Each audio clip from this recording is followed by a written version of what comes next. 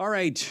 On Monday, a group of bipartisan governors met with President Biden and reportedly told him that the country needs to move beyond the pandemic. They also asked for clear guidelines on how to return to a greater state of normalcy. That same day, Democratic governors and officials in a number of states, including California, New Jersey, Delaware, Connecticut, and Oregon, set timelines to end masking mandates, putting pressure on the Biden administration to move faster in developing a post-pandemic response plan. Well, today there was speculation that there might be an announcement from the White House COVID response team that would follow suit.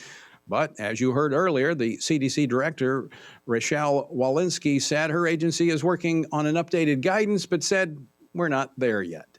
Well, joining me now to talk about what's behind this, certainly not the science and not the polling, is Kansas Senator Roger Marshall. He is a member of the Committee on Small Business and Entrepreneurship. He is a member of the Committee on Health, Education, Labor, and Pension. He is also a former business owner and a physician. Dr. Marshall, welcome back to the program. Tony, it's great to see you. All right, I have to ask you this, Senator. The polling shows overwhelmingly a majority of Americans from every state want us to move beyond all of these COVID mandates. The science says the masks aren't working, especially for kids in K through 12. So what's behind this decision from the Biden administration? Yeah, Tony, obviously it's politics is what's behind their decisions. Again, to your point, the science has never showed that masks help prevent the disease for children, but we do know it has some bad psychosocial ramifications. What we really have here is a situation, 97% of Americans now have some level of immunity to COVID. Between vaccinations and having had the virus, 97% of Americans have some level of immunity. It truly is time to move on. And this is what I'm hearing at the town halls. But what's behind it? I thought about this a lot the last 48 hours. If you're a socialist, if you're a person who thinks that you are God, that you're in control, there has to be something you can do. So they've come up with this mask thing. It's very humbling to think that we can't control everything in the world. But the great news for your listeners is we do know who holds the future. And I just want to put this chapter behind us and move on with faith. We're going to get through this. We're almost there. Well, it's not just the politicians who are seeking power, but you recently wrote an op-ed in which you pointed out how health officials and the media have whipped Americans into this unhealthy fear of COVID. So the media has been a key part of this, of stoking the flames of fear. Yeah, exactly. So the media needs some type of a headline. And when President Trump left office, they were left without a headline. So they made COVID the new headline. And basically the fear mongering, putting fear into people's hearts, how bad the situation was. But if you keep reading my paper, you keep reading my website, that's what the press would tell you, we will give you the answers on how to get through this. So this is definitely media driven. And of course, the media, anyone who didn't agree with their narrative, they shunned and censored. Now, Senator Marshall, you have been leading in the Senate against these mandates, the vaccine mandate, and you've been speaking out very forcefully about how, we need to follow the science, and most of what they've been proposing has not been following the science. And now, as you pointed out, natural immunity, recent study out of Johns Hopkins shows it's very effective up to 20 months, more effective against the Omicron than even the vaccine. So do we see any traction there to possibly rein in the Biden administration with the funding, or is the Democrats still in lockstep on all of this? Well, Tony, I'm starting to see some cracks in their armor. You can see a few other people on the fringes starting to say, well, maybe there is something to natural immunity. Certainly all these studies, even the own CDC studies suggesting natural immunity is better than their vaccines. There are studies showing that lockdowns did not work. So certainly every day, a wealth of scientific evidence saying we did the wrong policies. So I do see a crack in their armor. And I keep telling folks, I'm hoping it's all a moot point. I really think with 97% of Americans having immunity, the hospitalizations are starting to go down now. The number of new cases are 10% today, what they were 3 or 4 weeks ago. So I'm really hoping it's a moot point. And again, to encourage your listeners, no matter what the next virus is, the next variant, what can we do? Exercise, eat healthy, get good rest. I think having a faith component of your body, of your life, is also very important in dealing with stress and your development, your psychological health. Well, the way this administration has dealt with the COVID-19, it certainly should be a boost of faith, because we certainly have no faith in government. We need to turn to God.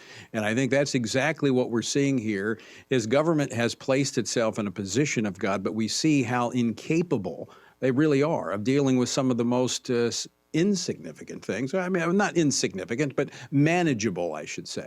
But you mentioned crack. Speaking of cracks, I want to talk about something I never thought I would be talking about, our federal government. A $30 million grant program from the Biden administration to fund the distribution of pipes. They are crack pots that are proposing these ideas, but crack pipes. Tell us about it.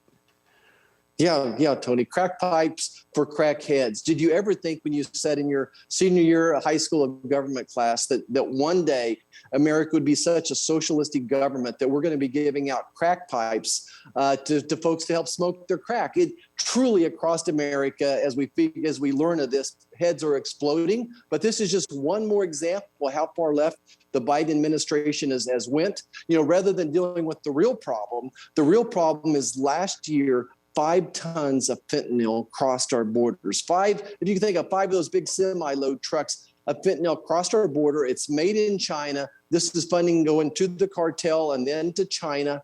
And by the way, 1 teaspoon of fentanyl could kill 2,000 or 3,000 people. But meanwhile, this administration, what their focus is handing out crack pipes to crackheads. I want to go back to that border for just a minute, because it's a point that's often lost, is that the reason, a contributing factor, I should say, I don't want to overstate it, but a contributing factor to how that is getting across the border is that our border patrol is distracted by the steady flow of illegal immigrants, almost 2 million that were arrested this last year, because of the lax policies of this administration. If they were able to do their job and look for not just illegal immigrants coming across, but illegal drugs, human trafficking, we could deal with a lot of this.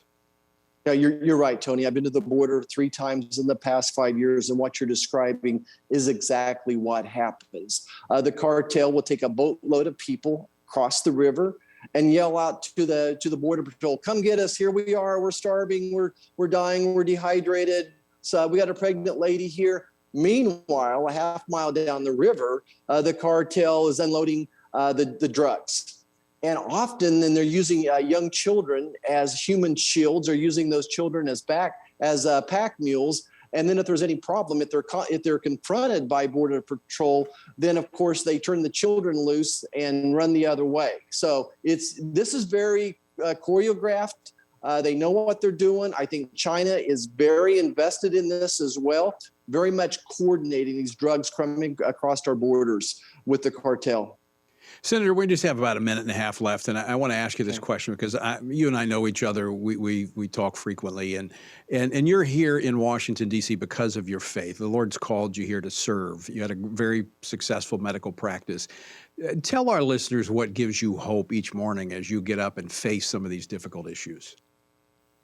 Yeah, Tony, it's still just meeting people, seeing the photographs, the videos of my grandkids that my daughter and son are sending me as well. I still think we got a lot of great people out there. I think that up here in Washington, D.C., we unfortunately have a very loud, vocal left that is winning the day with the media. But I think as long as we stick to our basic values, those values you and I were raised on, values of faith and how important families are, communities, education, hard work.